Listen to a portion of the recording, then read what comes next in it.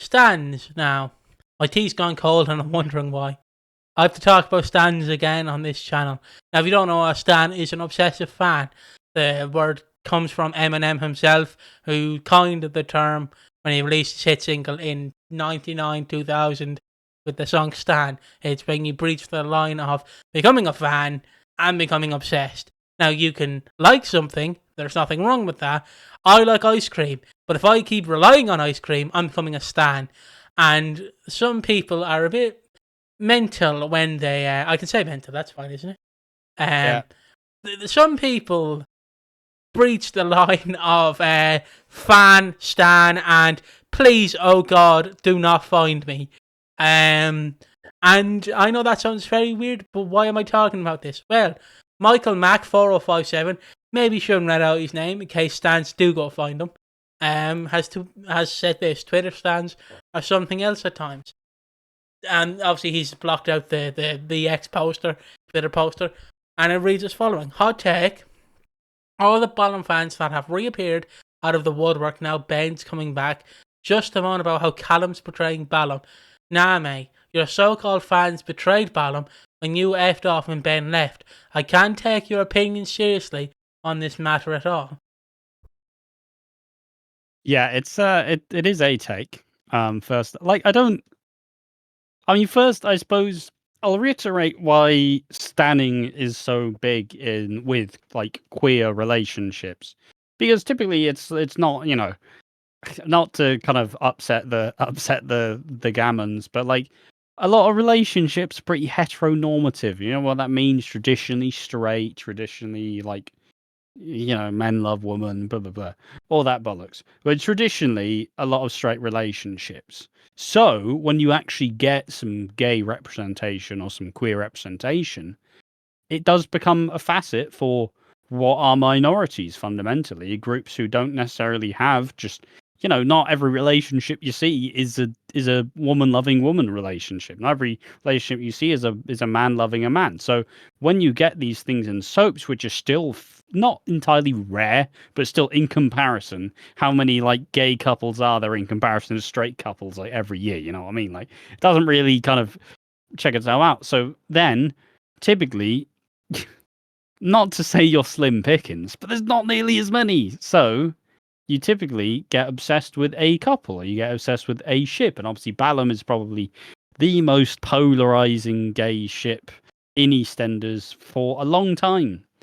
Because you take Ben Mitchell, who is the perennial problem child, a tragic character in itself, who, when reintroduced with Max Bowden, and you will, notice how most people don't refer to him as Ben and Callum, you refer to them as either Ballum or Max and Tony, the actors' names, which, I don't personally like to do. That seems to be... if needs must. And you then kind of have the fans who then get obsessed with it because, the Ben and Callum getting together was really exciting. I was a Ballum stan. I absolutely adored them in the getting together. It was so exciting. Callum, a character finally having purpose, and Ben, a character who was pretty much going to be the main character for the next 5 years. Like, it was kind of it's really cool coming together. I loved it. I to even like get some of the skeletons out the closet. When you had the wedding where you had I believe it was what I posted a first Reddit post about what Ben was wearing towards, I think, Callum and Whitney's wedding, where he's wearing this like burgundy suit. And I'm like, oh my God, he looks so good. And I posted it on the Reddit. I did this, had a bunch of Ballum fans. I was also arguing for Ballum because someone's like, oh, I just think he's basically saying what we came to say later on about Ben, be like, oh, he's such a boring character. Everything's about him. He doesn't learn. I'm like, well, you just don't understand it. Because it kind of creates that us versus them, because it's the weird bit of standing something.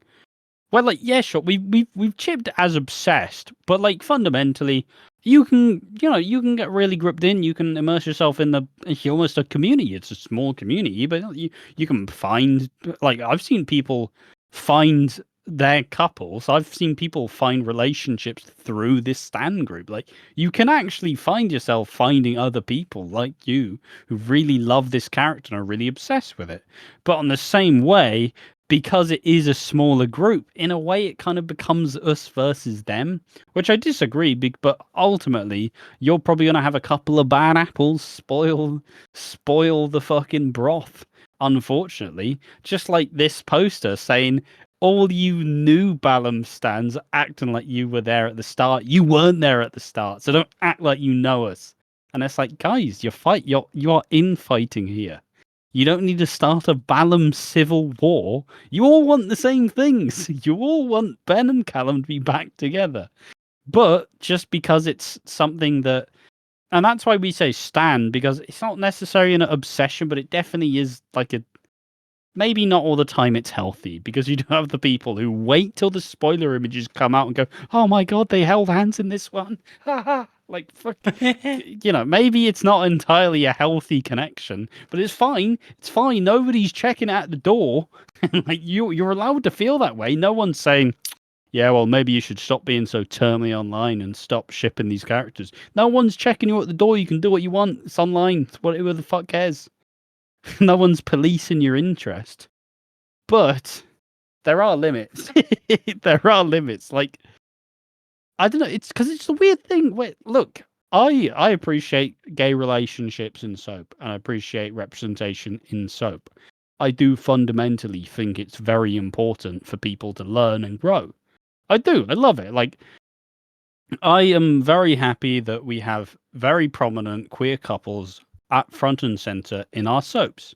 That is important because, maybe if someone sees it and they kind of find themselves and relate to it, maybe it can help them, answer the questions before they just stuck with what the fuck's wrong with me as such. I'm not saying there's anything wrong with, like, if you are struggling with, like, being gay or something, but, like, if you see it and you see it and you relate, maybe you don't have to have, like, a year-long thing of all the questions.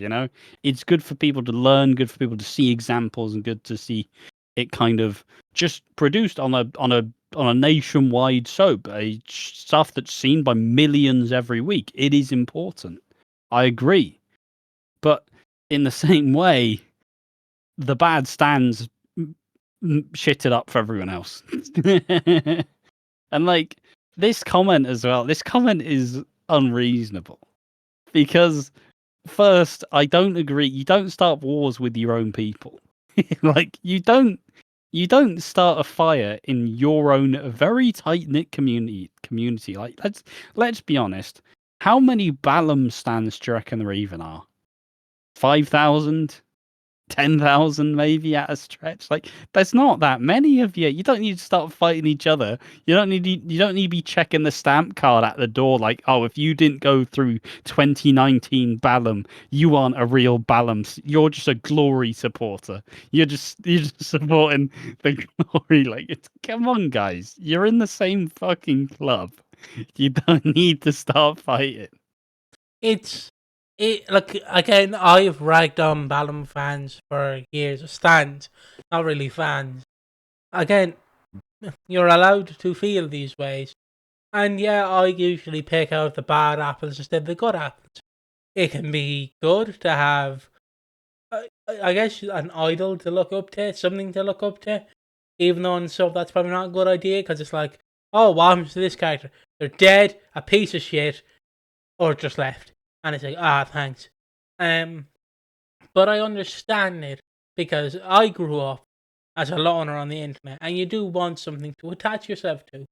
And in a way, that can be healthy, but also it can be like, oh no, that is. It can go a bit. You can find yourself going a little bit too deep. I mean, I'll even have an example. I suppose after you finish whatever you're saying. No, you go ahead. You go ahead, mate. I'll stand you. I was saying I even have an example where I got really obsessed with the stalker Sarah Kane storyline, in like 2003, where Martin gets a stalker and he goes home with her and then she starts to follow him and ruins his life.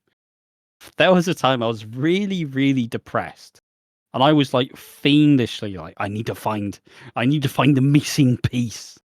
because like I would watch everything else, and it's up on YouTube. I think it's like maybe EastEnders Boy, but I don't remember who it was necessarily. But someone good out there posted it all, but I was like, I need the missing piece because it's incomplete, and I need to watch it again. I need to watch it fully because I was obsessed with the storyline. Because even so far, I was like sympathizing with the stalker who ended up stabbing Martin Fowler, but I was so obsessed with it. And everybody knows me. I'm pretty antisocial. I even messaged archivists like, I need this episode, please. Please, for the love of God, I will pay money for this episode. I need it. It became this hyper fixation. I was like, I need this fucking episode so bad. I did get the episode, so guess who's laughing now? Got that 3-hour storyline all saved up for whenever I decide to unleash that on the world. Never make it past YouTube because a copyright in EastEnders claims it like a bitch. Daily Motion. But point being, it was a little bit unhealthy as to how obsessed I was with the storyline and how much I was like, this is great, this is the best. I was like, oh, Stalker's Terror's come back, she's great. Obviously, she's never come back. It's never going to be readdressed. No one's ever going to talk about it. Martin Fowler's dead. But for that time being, I was like so overtly attached to the storyline. It was borderline unhealthy. Yeah. I don't really know what to add on to that. But, like, about stands, it's not everyone is bad. There is a select few. But I feel like the line has to be drawn. Like, and this is just mainly me ragging on stands in general. If you wait outside Elm Street Studios where EastEnders is filmed, spoiler, it's not actually filmed in London, it's filmed on a set. Didn't know if you know that, guys. But if you wait outside Elm Street and you're waiting to see, like, these fucking, like, actors and actresses, like, there might be something... After a long day of work as well. Like, I can compare it to something, and it's a very out there comparison, but it kind of works. There was an OF model who loved CM Punk. CM Punk is a famous WWE, former AEW, former Ring of Honor wrestler. He's a wrestler. He currently wrestles for WWE. And she met him. But, like, obviously there was a barricade in between them. So she was a fan. He was obviously finished wrestling. So he's going up the ramp. He's high-fiving everyone because he's a babyface. He's a good guy. In storyline. And in real life sometimes. And then, obviously, this woman... usually when you meet someone like that, you just go high-five, let them move on with their day. She, as a fan of Punk, touched him inappropriately, is all I can say on YouTube. And then she was interviewed, and she was asked, would you do that again? And she went, I would. And I went, you're not a fan, you're a psychopath, I don't care. You don't admit that live on the internet. And yeah, we don't really vibe with sexual harassment. Yeah, it's like, I believe the comment read something like, I would sexually harass him again. I'm like, yeah, can someone please just take away your fucking screen time there, please? I don't advocate for that. I mean, you even kind of get these instances in soap where it's like, hey, stop sending me fucking fan mail to my house, please, for Christ's sake. Like, it's just have some boundaries is the main point. It's the weird thing where, like, meeting this person, it may make your life or it may make your, like, year, and you'd be like, oh, this is so cool.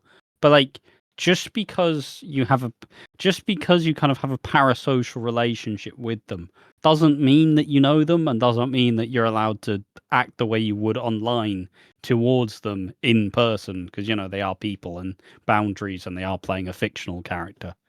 But, like, it's why I'll typically, unless I'm talking about, like, the actor in the sense of, like, if they were doing well, I'm not talking about the actor as if they're my friend. Like, yeah, sure, I'll joke about, like, Steve McFadden and, like, doing dumb shit.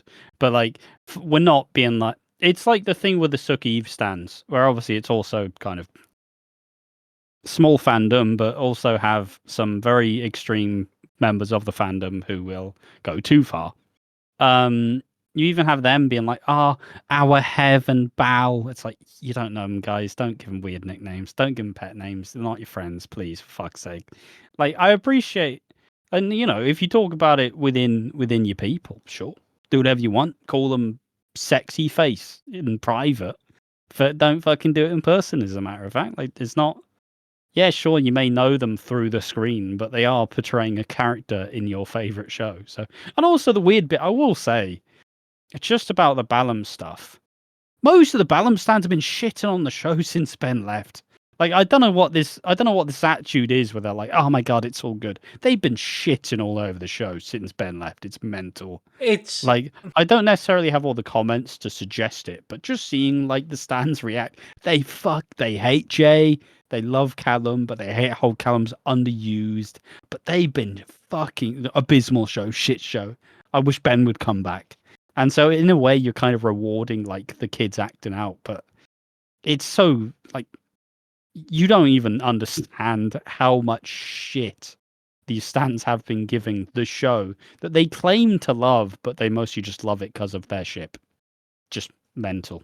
it becomes more of a I'm watching this for this character than I'm watching the show, which is a mentality I don't really agree with.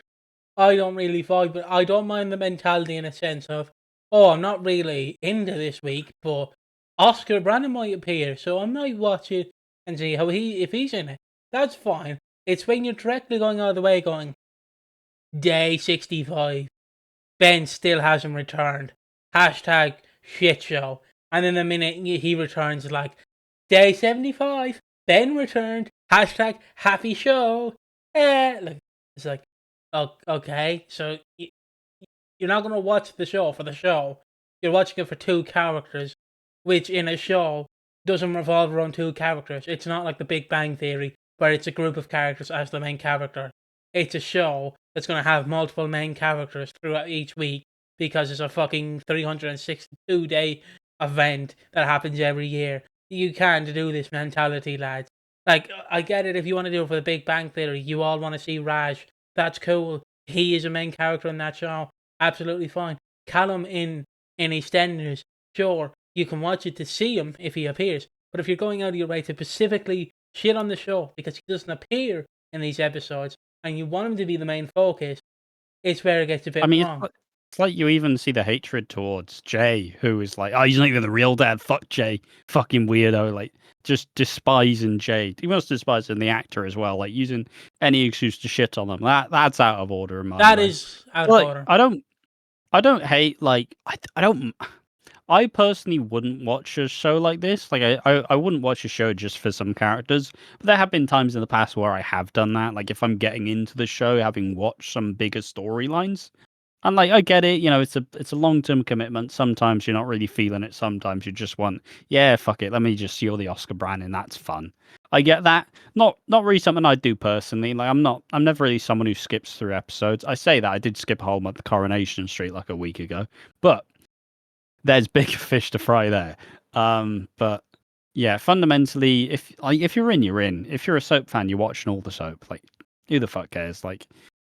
Yeah, sure, some weeks are going to be less fun than others, but also you're not going to update the opinion. Like, if you hate Penny Brannon, if you hated Penny Brannon since she's been introduced, but you've not watched Penny since she was introduced, like, you're just not going to update those opinions, are you? And you're just going to keep spouting like, oh, I hate when she says Big Man Jack. Like, she's never said that in like fucking years.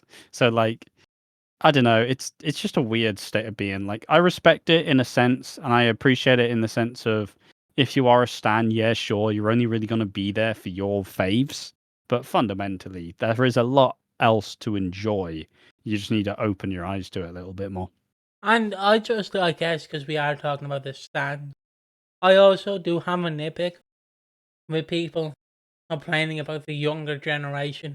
Like, obviously, I know they're in their 20s, but in universe, the younger generation of the cast, like, using Gen Z slang, and I'm like, yeah, but you were using like Bumbaclat back in like the 80s and that was acceptable. They can say Skibbity Toilet, Ohio, God, Riz. You know, words change, it becomes different meaning. Who would think from Lego Batman the word goon would turn into gooner and now it means a guy who just chronically masturbates? Like, who, like, you know what I mean? Words change, everything changes. But I don't like the mentality that if you watch a show like this, where it has revolving doors of main characters, you specifically watch it for one character, you're not going to enjoy the show. Because again, that character, if he's featured, 362 times out of the year, never gets a day off, you're going to get sick of that character. Because it's not like, again, The Big Bang Theory, where it runs for 20 episodes per season. I know it ended in 2017. But where that ran for 20 episodes, your favourite character only appears in about 10. So it's, it's a bit different from an actual sitcom. And again, if you just like it, that's fair enough. But if you're a bit of an obsessive fan, if I snuck into the room and I seen just behind me a myriad of like Ben and Callum photos, I would ultimately just go, look, May, you like the show. I think we should see different people. But again, there's nothing wrong with being a stan. It's just when it becomes a bit obsessive. Well, it's just don't cross the boundaries. Essentially, don't cross the boundaries. Don't cross the boundaries. The actors are actors. They're playing characters. Love the character. Don't and maybe you can love the actor as well. And maybe you think they're a cool person, but don't overshare. Don't overstep. It's not your place to do. And just because it's something, just because it occupies like a really big part of your brain, doesn't mean you can kind of unleash that on an unsuspecting person as such. So just kind of treat people are people, actors are actors, they're doing a job. They may love the character too, but don't send them fan mail to the house. Don't send them overbearing messages. Don't get horny. don't send them gross horny messages. Like, just, they are people at the end of the day. They're doing a job. Don't get you can get overly invested, just don't make it someone else's problem, is my angle. And also, I'll also correct, also probably about 210 episodes a year. I know, I just like to exaggerate it a little bit. But I guess, and this comes from Ash. The autism stats me is it was raging at that. But, and I've heard this from Ash, so if the story doesn't check out, blame Ash, because I'm using an Edward Patterson story. Now, I don't agree with Stan's, but this Edward Patterson story is... Can you please explain this Edward Patterson story about his stalker? I don't know how real it is, but it's the whole story of Edward Patterson, who played Edward in Twilight, Batman in the Batman, Robert Harry Pattinson. Potter, Cedric Diggory. Yeah, Robert Pattinson. don't know Edward. Edward's the Twilight character. Yeah, it is. Sorry. I love Edward. Piggy's an Edward stan. He glistens. But yeah, so Robert Pattinson, the actor, played Cedric Diggory, played Edward in Twilight, played Batman in the Batman. He told a story about how he had a stalker, and the stalker was pretty obsessive, going too far. And at some point, to try and quash the stalking, he invited the stalker out for a date. And on that date, he basically shattered all of the fantasies she had about him, and was just the most awful person possible. And obviously, this isn't the right way to stop stalking. But by essentially showing the worst sides of you to this stalker, the stalker went, oh, and suddenly the stalking stopped. Probably not the best way to deal with it, but it's definitely a method to not be stalked anymore. Just show them that show the sides that you're a horrendous person and nobody would want to be with you, and then maybe they won't be obsessed anymore. Because a lot of it is fictional, a lot of it is in your head. And, obviously stalkers are a different level. We're not comparing the stans to stalkers. No. We say the word obsession. Obsession's definitely a definitely kind of hyperbole. It's kind of exceeding it, but for some people it is a healthy obsession. Some people it goes a little bit too far, but fundamentally no one's really there to police your obsession, as long as you don't just enforce it on other people. You're allowed to do what you want, you're allowed to get obsessed with whatever. We all are obsessed with shit in different ways. And I do that by writing a letter to Martin Fowler every day saying, bring Stalker Sarah back. Some say that's just being bounced back to your emails, your junk mail. But yeah, if you want this, let us know down below. If you want us to critique more stans, I guess, or stalkers, and don't really. This was reasonably more measured than it seemed than I thought it was going to be. obviously to peel back the curtain, you're like, can we do this first? I want to riff on some stands. It's actually just quite measured, just quite chill, just Yeah. quite a standard conversation about it. Like, obviously, I just know stands because of the song Stan. But, like, just to end it here, that fucking song is fantastic no matter what. Oh, it's great. It's really good. But it's been ruined for me by fucking Elton John. Because to peel back the curtain, Dido basically didn't reprise, in quotations, didn't reappear to do the Grammys. So they had to find someone to do Dido's part. And this is like 01, 02 Elton John. So he's not singing, he's fucking murmuring the words. So obviously it starts out with the Stan lyrics, Dear Stan, I wrote you, but you still ain't calling. And then it slow pans to Elton John. It's like,